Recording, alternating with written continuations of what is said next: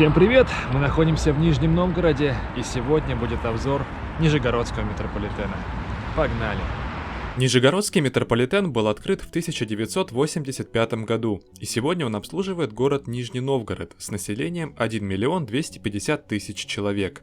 В Нижегородском метро всего две линии, которые обозначены на карте красным и синим цветом – Автозаводская и Сормовско-Мещерская. Их общая протяженность составляет 22 километра. В Нижегородском метро используются отечественные поезда, так называемые номерные, произведенные на заводах в Мытищах и Санкт-Петербурге. Они состоят из 4-5 вагонов и курсируют с интервалом от 5 до 14 минут. Нижегородский метрополитен работает с 5:15 утра до полуночи. Наибольшую нагрузку метрополитен испытывает в часы пик. В остальное время дня может казаться, что поезда ходят полупустыми. Одной из задач строительства метро в Нижнем Новгороде было обеспечение транспортной доступности главного предприятия города – Горьковского автомобильного завода, который функционирует и сегодня. Трасса метрополитена идет параллельно проспекту Ленина вдоль завода, имея целых 3 станции с выходом к территории предприятия. При этом станции Кировская, Комсомольская и Автозаводская находятся далеко от жилой застройки, из-за чего местные жители часто предпочитают пользоваться наземным транспортом. Обзор Нижегородского метро мы начнем с конечной станции Автозаводской линии Парк культуры. Станция является односводчатой мелкого заложения. Она находится на глубине примерно 7 метров под землей. В центре станции находятся массивные натриевые лампы и навигационное табло на русском и английском языках с указанием станций красной линии. За станцией находится оборотный тупик с перекрестным съездом для смены направления и пути движения электропоездов.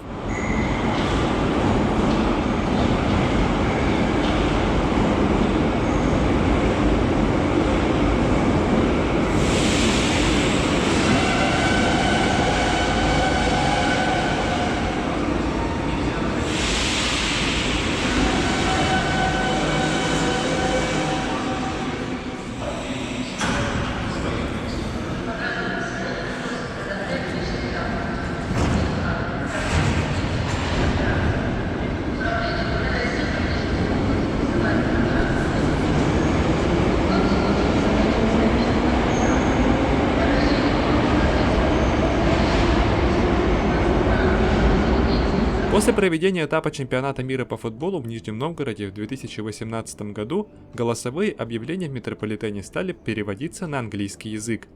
Станция Кировская. Кировская station. Следующая станция – Кировская. Отсюда можно выйти к главной проходной автомобильного завода, к сетевому гипермаркету ОК и автомеханическому техникуму. В оформлении станции использованы колонны из белого мрамора. Мрамор также использован в отделке стен и пола.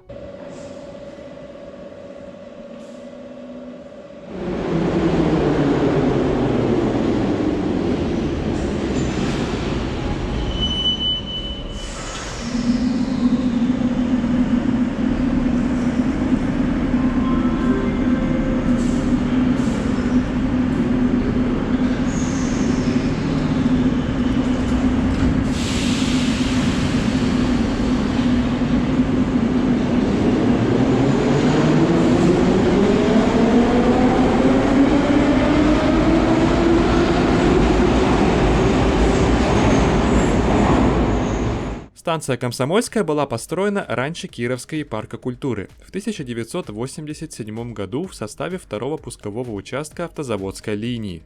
По обе стороны от станции находится промышленная зона. Среднесуточный пассажиропоток на станции составляет чуть более 4000 человек по данным на 2018 год, что делает Комсомольскую самой непопулярной станцией Нижегородского метро. Из-за низкого пассажиропотока в 90-е годы на Комсомольской даже пришлось закрыть второй вестибюль. Станция Комсомольская преимущественно оформлена гранитом с небольшими вкраплениями мрамора. Название станции на стене выложено металлическими буквами. Следующий перегон Комсомольская Автозаводская является самым коротким в Нижегородском метрополитене. Расстояние между станциями составляет 891 метр. Станция Автозаводская получила свое название по расположенному рядом Горьковскому автомобильному заводу.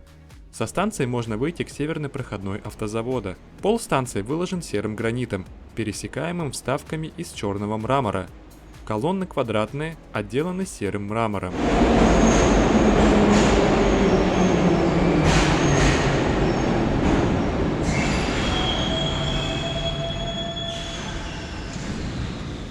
Станция Пролетарская была открыта в 1985 году в составе первого пускового участка Пролетарская-Московская. Свое название она получила в честь советского пролетариата, поскольку расположена в рабочем районе – Ленинском. Вблизи станции находится главное и единственное депо Нижегородского метро. Вестибюль станции находится в зоне крупной транспортной развязки Нижнего Новгорода, что обеспечивает Пролетарской стабильный пассажиропоток. В отделке станции использованы 3 вида мрамора и гранит. Станция Двигатель революции. Двигатель революции Station. Следующая запролетарская станция имеет, пожалуй, самое необычное название в Нижнем Новгороде – Двигатель революции. Свое название станция получила по имени бывшего машиностроительного завода «Двигатель революции», находившегося неподалеку. Кроме названия, впрочем, станция ничем не примечательна.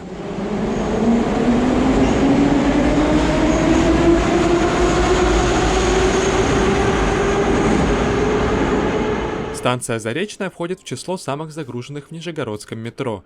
Каждый день через нее проходит 18 тысяч пассажиров.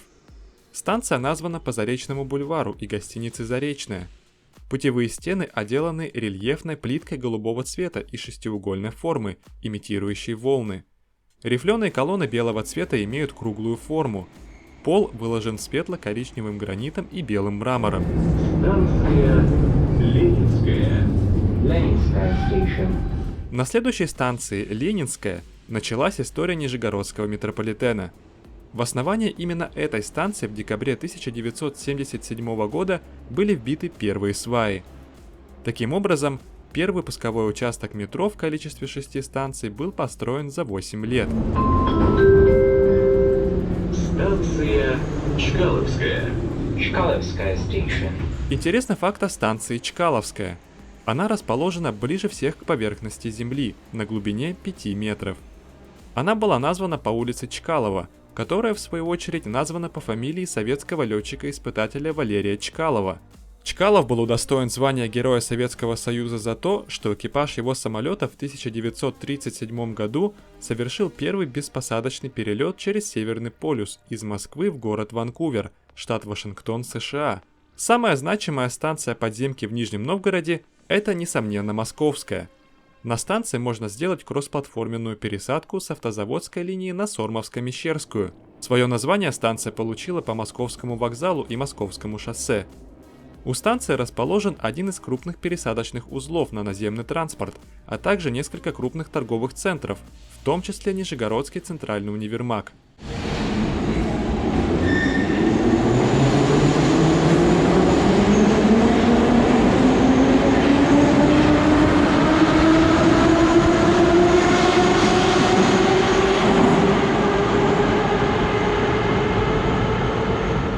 Долгое время Московская была конечной станцией для обеих линий. Однако в 2012 году в верхней части Нижнего Новгорода открылась станция Горьковская, благодаря чему пассажиропоток в метро увеличился на 75%. Между Московской и Горьковской электропоезда пересекают реку Ока по единственному в городе метромосту. Его строительство продолжалось 20 лет, но в итоге позволило значительно улучшить транспортную связь между верхней и нижней частями города. Кстати, Горьковская – самая глубокая станция Нижегородского метро. Она расположена в 16 метрах под площадью Горького, в честь которого и была названа. Итак, мы посмотрели все станции автозаводской линии Нижегородского метро. Из конца в конец она проезжается за 22 минуты, а ее общая длина составляет 14,5 километров. Теперь поговорим о второй, синей ветке, также известной как Сормовско-Мещерская линия. Она соединяет районы Сормова и Мещеры. Имеет 5 станций, а ее длина всего 7 километров. Синяя ветка метро в Нижнем Новгороде была введена в эксплуатацию в 1993 году, через 8 лет после красной. Примечательно, что Сормовско-Мещерская линия является единственной в России с левосторонним движением. Так было задумано с целью обеспечить удобную кроссплатформенную пересадку на станции Московская, когда она была конечной, и по такой схеме линия функционирует и сегодня. Если со станции Московская двигаться по синей ветке в противоположном направлении от метромоста, то следующая станция будет Канавинская. Из-за характерного окраса свода можно сказать, что это самая желтая станция Нижегородского метро. Станция Бурнаковская на протяжении 9 лет была конечной Сормовской линии до открытия станции Буревестник в 2002 году. Восьмиугольные колонны на Бурнаковской выложены белым мрамором, стены выкрашены красной краской, внизу выложены красной фигурной черепицей, пол выложен темным гранитом, пересеченным полосами белого мрамора. Конечная станция Сормовской линии Буревестник является единственной наземной крытой станцией Нижегородского метро. Она расположена в Московском районе на месте ликвидированной в 80-е годы железнодорожной станции Новая Сормово. Сама по себе станция не расположена в оживленном районе города, однако ввиду того, что на данный момент станция является конечной, она активно используется для пересадки на автобусы, троллейбусы и трамваи в направлении Сормова, а также для следующих из Сормова в Канавинский, Ленинский и Автозаводский районы. Другая конечная Сормовско-Мещерской линии находится на станции Стрелка, самой новой в Нижнем Новгороде, открытой в 2018 году к чемпионату мира по футболу. С момента начала строительства в 2015 году до начала регулярной эксплуатации прошло ровно 3 года. На станции Стрелка нет оборотных тупиков. Направление движения поезда меняется прямо на станции. Кроме того, Стрелка – это первая станция, на которой указатели были продублированы на английский язык. Существуют различные планы продления уже существующих и строительства новых линий Нижегородского метро. Так, например, среди приоритетных направлений развития продление автозаводской линии в верхней части города до района Верхние Печоры, а также продление Сормовско-Мещерской линии в обоих направлениях. Существуют также планы строительства третьей линии метро, которая свяжет районы, которые сегодня не имеют подземного сообщения. Однако в связи с нехваткой финансирования строительство новых станций постоянно откладывается. В данный момент появление новых станций в Нижегородском метро не ожидается до, как минимум, 2025 года. Как в итоге сложится судьба Нижегородского метро через несколько лет, покажет время. А у меня на этом все. Спасибо, что посмотрели. Не забывайте подписываться на канал, писать комментарии и ставить лайки понравившимся вам видео. До новых встреч!